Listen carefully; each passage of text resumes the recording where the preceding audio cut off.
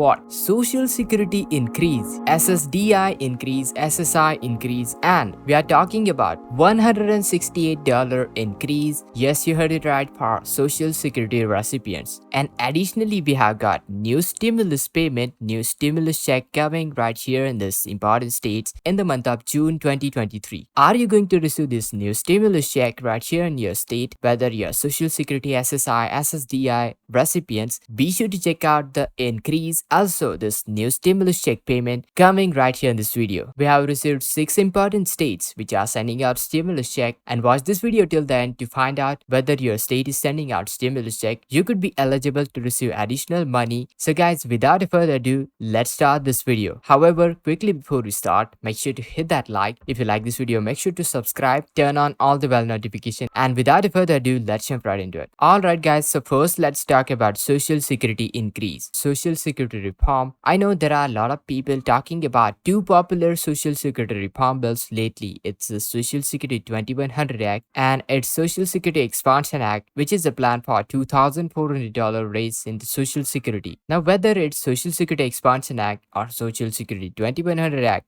both of the reforms, both of the bills have a one thing in common. So either this one will get implemented or that one. So before we understand this, we need to understand how Social Security benefits cost of living adjustment are calculated today. Alright, now to calculate the real rate of the inflation so that they can provide you the cost of living adjustment, they use what called CPIW figure. Now CPI, you can think of it as a shopping cart with various items in it. Each one represents category, and CPI score is calculated based on their prices of each of the items in their category, reflecting the inflation from previous month. Now the key point right over here is that the prices of these items reflecting inflation. Now these categories are weighted differently between CPIW and CPIE. Now let's take a closer look at some of these categories and their weighings. So under the CPIE, housing carries 44.4% compared to CPIW, which is just coming at 39.2%. This makes sense because older individuals typically have higher housing expenses than younger folks who might still live with their parents and have roommates. Next one is transportation. CPIE allocates 14.5%. On other hand, CPIW allocates 18.7%. Since those who are working likely to rely more on transportation, the difference reflects the reality. Then we got food and beverages. We got 12.8 for CPIE and 15.7 for CPIW. As of medical care, we got 11.3% for CPIE and 5.6% for CPIW. CPIE assigns 11.3% while CPIW only assigns 5.6%. The difference is totally logical since older individuals generally spend more onto their medical care. Next one, we got education and communication. CPIE have got 3.8% while CPIW got 6.7%. Now that difference can be attributed to the fact that older individuals are less likely to be pursuing higher education. And lastly, we have got other goods and services, 5.4% for CPIE whereas CPIW 5.1%. These percentages do add up for both 100% indices. Now that we know that how these categories are weighing differently for CPIW and CPIE, let's examine the actual difference in a monetary difference between CPIE and CPIW. Now for example, in 2013, COLA based on CPIW was 1.5%. However, if they would have used the CPIE instead, the COLA would have been 1.6%. Similarly, in the year 2014, CPIW COLA was 1.7%. It could have been 2% using CPIE. It's worth noting that in some of the years CPIW COLA was higher. For example, 2018, the CPIW COLA was 2.8% whereas it would have been 2.6% with the CPIE. Similarly, with the 2021, the CPIW based COLA was 5.9% but it would have been 4.8% with the CPIE. Now considering the entire 10 years period increase on the COLA, CPIE would have been 29.7%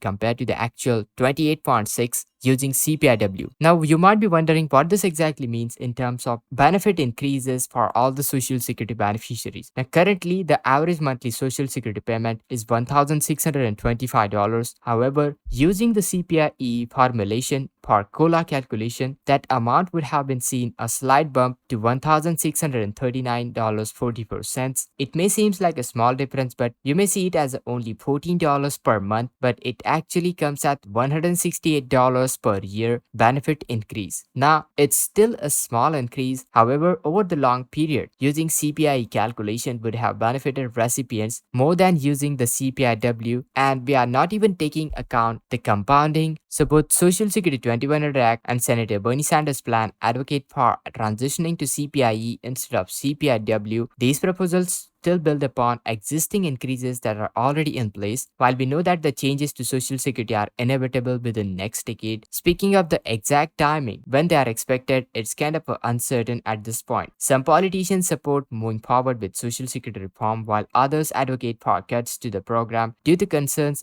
about excessive spending. And guys, moving forward, we have got this new stimulus payment which are coming in these states right here into the June 2023. Starting with the state of Idaho in March and September 2022, Idaho sent out tax rebates and also special session rebates for those who have filed their tax returns on time. But if you are last in filing your taxes, don't worry, because rebates for late filers are still being processed throughout the summer. So if you are in Idaho and filed your taxes late, then you may be still eligible for the tax rebate, and it's a great opportunity for receiving additional stimulus funds. Let's talk about Montana. Currently, Montana is only state offering fresh stimulus package for second half of 2023. Residents may qualify for the property tax rebate up to $500 or an income tax rebate equal to lesser than $2,500 for joint filers, and also $1,250 for other classifications as well. Now, income tax rebates will be paid out between July and December 31st of the 2023, while the property tax rebate must be claimed online or via US mail between August 15 and October 1st, 2023. Next one, we got New Mexico. They have been offering two types of rebates this year. Taxpayers and one for those who are not required to file taxes. Income tax rebates amounts to $1,000 for joint filers and $500 for single filers. And those that are married and filing separately, this is the rebate for them. Those rebates will be paid out in the mid-June 2023. For those people who are not required to file an income tax return, amount is still being determined and will be paid out in the July. Moving on to Illinois, back in the October of the last year, there was a deadline to file for both Illinois income tax rebate and property tax rebate. Here is the thing, most of the payments have been already made, but the state comptroller has stated that payments will continue until everybody receives their payment. If you haven't yet received your tax rebate yet, there is still chance. Make sure to file your income tax and property tax for potentially qualifying for these rebates. Next one, let's talk about state of Maine. They have introduced program called Maine Winter Energy Relief Program around last October, and payments were made into the January of this year. However, if you qualify for the payment but haven't yet received one, you still have until June 30 to contact your state tax assessor to prove that you're eligible, and if applicable, you may still receive the rebate until September 30. So if you're eligible, don't miss out for this opportunity and make sure to reach out them before the deadline. Next one is Massachusetts. Starting in the November, state will begin paying out the state tax refunds. Eligible filers were entitled for a refund of 14.3% of their 2021 tax returns. Late filers still have until September 15 to get their tax returns and qualify for these rebates. These rebates will be paid out to approximately 1 month after the state processes their tax returns, and if you fit the description, take advantage of this opportunity to potentially receive additional stimulus check. I hope you found this video helpful. Make sure to hit that like, share this video, subscribe. I hope you found this video helpful. Make sure to hit that like, share this video, subscribe. And this is Kedar from How to Guys. See you in the next video.